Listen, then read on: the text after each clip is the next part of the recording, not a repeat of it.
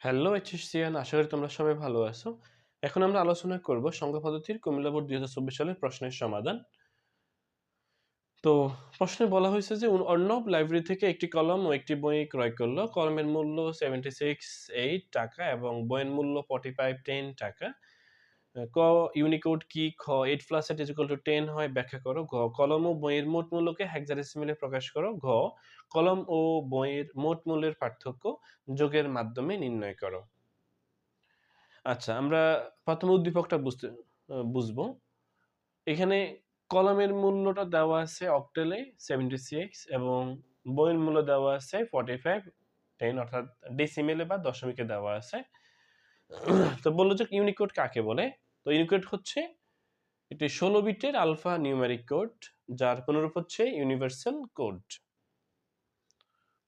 খ কি বলল? 8 + 8 = 10 হয় ব্যাখ্যা করো। এখানে 8 + 8 = 10 এটা হেক্সাডেসিমেলের যোগের মাধ্যমে নির্ণয় করা সম্ভব। তাহলে হেক্সাডেসিমেল কাকে বলে? যে সংখ্যা পদ্ধতির বেস হচ্ছে 16, প্রতীক হচ্ছে 0 থেকে 9 এবং A থেকে A পর্যন্ত, তাকে হেক্সাডেসিমেল সংখ্যা পদ্ধতি বলা হয়। তো হেক্সাডেসিমেল সংখ্যা পদ্ধতিতে দেখো 0 1 2 3 4 5 6 7 8 9 A B C D E F প্রতীকগুলো এভাবে ব্যবহার হয়। তো যেহেতু প্রশ্ন বলল যে 8 + 8, তো এখানে দেখো শিক্ষার্থীরা 8 + 8 মানে কি? তুমি 8 এর পরে তুমি আরো 8 ঘর সামনে যাবা, তাই না? তো এটার পরে তুমি যদি আরো 8 ঘর যাও, দেখো 1 2 3 4 5 6 7, তো f এর পরবর্তী সংখ্যা কত? 10। হেক্সাডেসিমেলে f এর পরবর্তী সংখ্যা কত হয়? 10 হয়। তার মানে এখানে 8 8 এর যোগ করলে 16 হবে না। কেমন? কত হবে তাহলে এখানে? 10। সবাই বুঝতে পেরেছো আশা করি। এবার দেখো ঘ কি বলল? কলম ও বইয়ের মোট মূল্যকে হেক্সাডেসিমেলে রূপান্তর করো। তো তুমি এটাকেও সেম ৩-৪ ভাবে করতে পারো। যেহেতু এখানে কলমের মূল্য দেওয়া আছে অক্টালে এবং বইয়ের মূল্য দেওয়া আছে ডেসিমেলে, হ্যাঁ, তো আমি এখানে হেক্সাডেসিমেলকে ডেসিমেলে, সরি, অক্টালটাকে ডেসিমেলে কনভার্ট করব। কনভার্ট করে দুইটা মানকে যোগ করে ওই মানকে হেক্সাডেসিমেলে রূপান্তর করব। দেখো একদমই সহজে করব আমরা। তো 76 এটা কিসে দেওয়া আছে? অক্টালে। তুমি কিসে রূপান্তর করবা? ডেসিমেলে বা দশমিকে। তো আমরা তো জানি যে অক্টালকে দশমিকে বা ডেসিমেল নিতে হলে অক্টালের প্রতিটি মানকে 8 to the power n দ্বারা গুণ করতে হবে। তো দেখো এটা 6 এর মধ্যে n এর মান হবে 0 আর 7 এর মধ্যে n এর মান হবে 1। তাহলে তুমি প্রতিটি মানকে 8 to the power n দ্বারা গুণ করো। তো এখানে n এর মান হবে 1 1 plus 6 into 8 to the power n, এখানে n এর মান হবে কত? 0। তো 7 ইন্টু 8 ইজ ইকুয়াল টু কত? 56 plus 6 into 1 is equal to হবে 6। তাহলে কত হয়? 62 ডেসিমেলে বা প্রচলিত সংখ্যা পেয়ে গেলাম। তার মানে এখানে কলমের মূল্য হচ্ছে 62 টাকা আর বইয়ের মূল্য হচ্ছে 45 টাকা। তাহলে ইন টোটাল কত হচ্ছে এখন? 62 প্লাস 45, 7, 6 প্লাস 4 হলো 10, 107 টাকা। এটা আমরা কি এসে পেলাম? ডেসিমেলে, তাই না? ডেসিমেলে পেলাম। এই ডেসিমেল মানটাকে আমরা এখন হেক্সাডেসিমেলে কনভার্ট করব। তো আমরা তো জানি যে ডেসিমেলকে হেক্সাডেসিমেল নিতে হলে বেস দিয়ে ভাগ করতে হয়, ঠিক না? মানে এখানে হেক্সাডেসিমেল বেস হচ্ছে কত? 16, আমরা একে 16 দিয়ে ভাগ করব বা 16 দিয়ে ভাগ করব।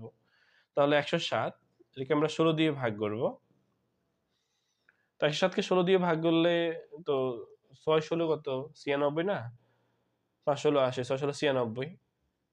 তাহলে এখনো কত আছে? 9, তাই না?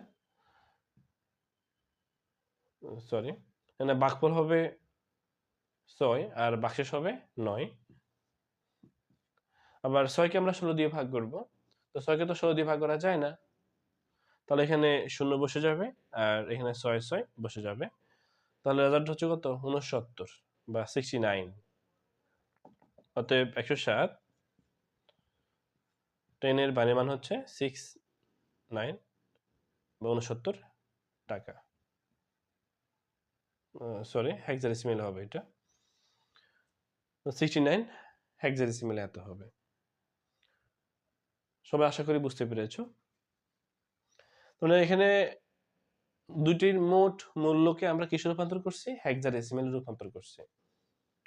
ঠিক আছে? আচ্ছা, এবার আসো বড় গো। বলো যে কলম ও বইয়ের মোট মূল্যের পার্থক্য যোগের মাধ্যমে নির্ণয় করো।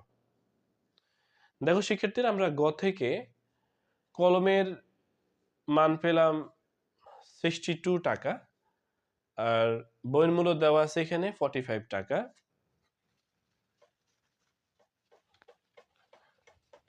62 টাকা আর বইয়ের ছিল 45 টাকা। তো বলো দুটির ব্যবধানকে যোগের মাধ্যমে বা দুইয়ের পরিপূরক পদ্ধতিতে যোগ করো।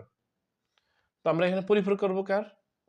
মাইনাসের মানের পরিপূরক করব, মানে একের পরিপূরক এবং দুইয়ের পরিপূরক। তবে প্রথমে আলাদাভাবে দুইটার প্রকৃত মানটা বের করে নিতে হবে। তো এখানে 62 10 এর প্রকৃত মান, তো 62 এর প্রকৃত মান কত হয়? তো যেহেতু এটা ডেসিমেলে আছে, তুমি নিবা বাইনারিতে, মানে বাইনারি পরিপূরক নিবা। তো 2 দিয়ে ভাগ করো, এটাকে তুমি 2 দিয়ে ভাগ করো, সেইটুকে 2 দিয়ে ভাগ করো, কত হয়? 62কে 2 দিয়ে ভাগ করো। 3 দুগুণে 6, 2 একে 2, 0, 15 দুগুণে 30, 0, 7 দুগুণে 14, 0, 3 দুগুণে 6, 1, 2 একে 2, 1, 0, 1। দেখো আমরা ধরে ধরে করবো ইনশাআল্লাহ। তোমরা প্রত্যেকটা ক্লাস দেখবা, আশা করি তোমাদের সংখ্যা পদ্ধতিতে ন্যূনতম সমস্যা হবে না ইনশাআল্লাহ। তাহলে 62 এর প্রকৃত মান আমরা কত পেলাম? 111 000, তাই না? 111 000। তুমি এটাকে রাফ হিসেবে ইউজ করবা।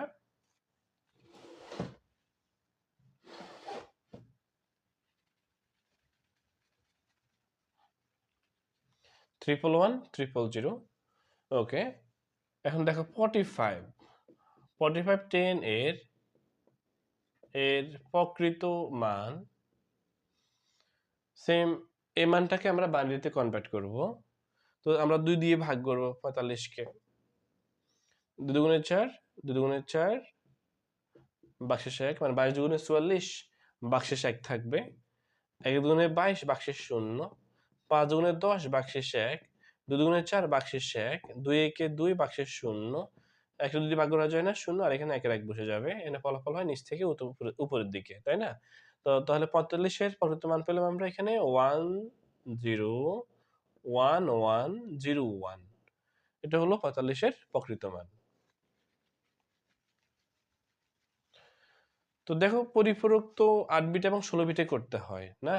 তো এটা হবে কত বিটে? 8 বিটে। তো 8 বিটে এখানে প্রথমে এখানে ঘর কয়টা আছে দেখো। 8 বিটে না 1 2 3 4 5 6। তাহলে আমরা দুইটা জিরো দিয়ে 8টা মিলাবো। তো এখানে কয়টা আছে দেখো, 6টা আছে। আমরা দুইটা জিরো দিয়ে 8টা মিলাবো।